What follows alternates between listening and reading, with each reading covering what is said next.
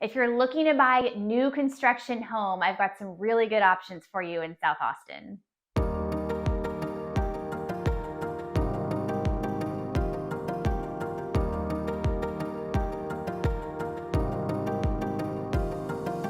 I'm Lindsay Keller with Seven Springs Real Estate. Today we're going to talk about new construction in South Austin. Now, if you look at a map of Austin, 35 is kind of our dividing line between the west and the east. And the west side of 35 has been there for longer and is more established. There's not a lot of new construction over there unless you just find like condos here and there where maybe they've leveled an old home and put in something new. But as far as a whole community of new construction, you really need to look at the east side. So today we're going to talk about 4 communities in Southeast Austin and what they have to offer. Okay, neighborhood number 1 is called Easton Park. This is way southeast Austin. It's the furthest east of all these neighborhoods. It's very close to the airport. It's really close to where Tesla has gone in. It's close to McKinney Falls State Park. So when you're looking at the map, way, way out there, but still close to some really key things. Easton Park is huge. When you drive up, there's this huge giant sign that says Easton Park, and within the neighborhood there are many neighborhoods, MINI, like small. So it's like a conglomeration of tons of little neighborhoods put together into one vibrant community. They have a lot to offer at Easton Park because it's so far out. They kind of have to have a lot going on. So they have parties going on all the time, events going on. They have bands that go out. They have farmers markets. So they run all these events at Easton Park because they kind of have to, because really outside of that neighborhood, you're kind of out in the middle of nowhere. You've got the airport and the different things around, but there's not a lot of shopping. There's not a lot of infrastructure that's close by. So if you don't have stuff going on, you're going to have to drive all the way into Austin if you want to, do something else. So they try to offer as much as they can for the people that live there. And it really helps to kind of foster community bonds and friendships and a sense of community. Okay, so they've been building in Easton Park for quite a while. So there's already a lot of established homes, and there's some pockets of the neighborhood that are totally closed out. People have been living there for a while, but they are still building. So, and I'm not even going to throw out the names of the builders because they're changing all the time. So as soon as you watch this, I might tell you a builder and they're no longer even building there. So go on the website, check who's building right now, but you have a whole lot of different builders to choose from, and each builder has their own floor plans, their own designs, their own interior finishes that you can kind of choose from. So if you narrow down the neighborhood, Easton Park, there's still a lot of fun decisions you can make within that. People that live in Easton Park describe the culture as like outdoorsy. There's a lot of trails around. They say it's very pet friendly, but still very connected with the techie vibe. You have to go out there to experience it, but that is what we hear. It's also very family friendly. The schools that Easton Park is zoned for are actually Del Valle ISD schools rather than Austin ISD. Del Valle is east of Austin. So you're far enough out that even though you've got an Austin address, you're zoned for Del Valle schools. Another great thing is that Del Valle ISD has put an elementary school on site in the neighborhood. It's called Newton Collins Elementary, and it's newer because the whole neighborhood is newer. So that's a cool perk to living there too.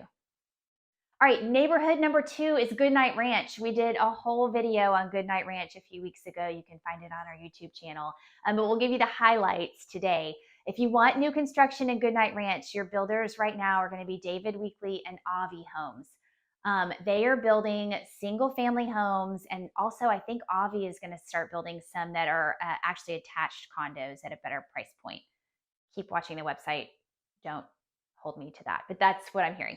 But even the single family homes are built fairly close together on purpose. The lots that the houses are built on are smaller so that property owners don't have a whole lot of yard to maintain. So the idea is that you get to live there and have a little bit of your own space for the dog to run in and out or whatever. But if you want to actually go out and throw a football or play a game, there are parks everywhere. So you can take the family down the street to a bigger park to play outside, maybe meet up with neighbors, but you don't have to mow all that and maintain it. So it's kind of, their aim is to kind of be like new urbanism, best of both worlds. Goodnight Ranch also is super outdoorsy friendly with tons of trails. It actually, it's right adjacent to Onion Creek Metro Park, which is acres of trails for biking and hiking, or both, whatever. And Goodnight Ranch has its own trail system throughout. So it tends to draw outdoors loving people who love to be able to just walk outside, hop on their mountain bike, and go to the trails. So trails are a big thing there, but they also have pickleball courts are coming. They've got pools. They've got lots of playgrounds, lots of open space. There's even a huge all abilities playground going in, probably not for 3 or 4 more years at least, but it's on the plan, and it's going to be a huge draw to the neighborhood for people all over this area of Central Texas. So another good thing to keep on your radar. Schools in Goodnight Ranch. You're in Austin ISD. You have Blazier Elementary, which is one of the higher rated Austin ISD elementary schools. I hear great things. There's Blazier Intermediate right across the street from Blazier Elementary. So elementary, I think, is K through 3, and then intermediate is 4 through 6. If you live in Goodnight Ranch, you stay at Blazier Intermediate for 6th, and then go to Paredes, and then it's zoned for Aikens High School on South First. All right, neighborhood number 3 is called the Vistas at Austin. This is also southeast, but we're moving a little bit closer in with each one that we're telling you about.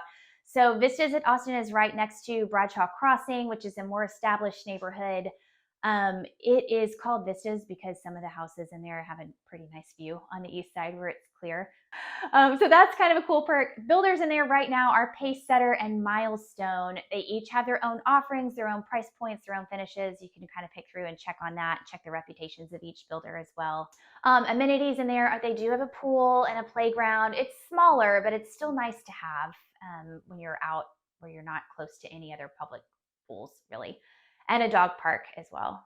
Okay, and if you're living at Vistas, you're still close to Goodnight Ranch. So even though you don't have all the extensive trail network within Vistas, you're pretty close. You could hop in the car, go down the road, and access the trails that connect into Onion Creek while living at Vistas as well. Also zoned for the same schools, zoned for Blazier Elementary, Paredes Middle School, and Aikens High School. All right, neighborhood number 4 is called Turner's Crossing. Turner's Crossing is a pretty unique little pocket. It is very far south Travis County. So far south that you actually have a Buda mailing address. Everyone thinks Buda is 100% in Hays County, but there's a little crossover here. So you have a Buda mailing address zoned for Hays ISD schools rather than Austin schools, but you're still in Travis County. So it's just kind of in between. Taxes in there are pretty reasonable. This neighborhood is sitting just north of Sunfield on the east side of 35. Everybody loves Sunfield for commuting into Austin, but Turner's Crossing has lower taxes than Sunfield. So it's a little closer in, and it's not quite as expensive with property taxes. All right, but the trade-off I should mention between Turner's Crossing and Sunfield is that Sunfield has a couple of lazy rivers and some really famous, fantastic amenities. Turner's Crossing does not. It does have a playground and park area, but you don't have lazy rivers and pools in there. But you have lower taxes and you're closer to Austin, so that's good too. Okay, I feel fairly safe and confident telling you builder names because they've been the same for a while. You can double check me, but hopefully this will stand the test of time. Meritage is in there, TriPoint, and Taylor Morrison, all really good builders that I would recommend. So worth shopping all of their options when you go out there. Last thing to mention on Turner's Crossing is the proximity to the toll road on the east side. So if you are commuting or you do need to get to the airport or to anything that's further north, you're right off 45 on the map. You can take 45 over and hit 130 and go north without having to get on I-35. All right, so that is kind of a highlight of new construction in South Austin. Keep in mind that these neighborhoods also sometimes offer resale homes. So a way that you can get a newer home, but not brand new if you're interested in that. And there are lots of other new construction communities around we can talk about. So if you're definitely interested in new construction, give me a call. I'd love to tell you what I know. We can start searching for the perfect community for you. Thank you for watching. Please like and subscribe to our YouTube channel, and we'll see you next time.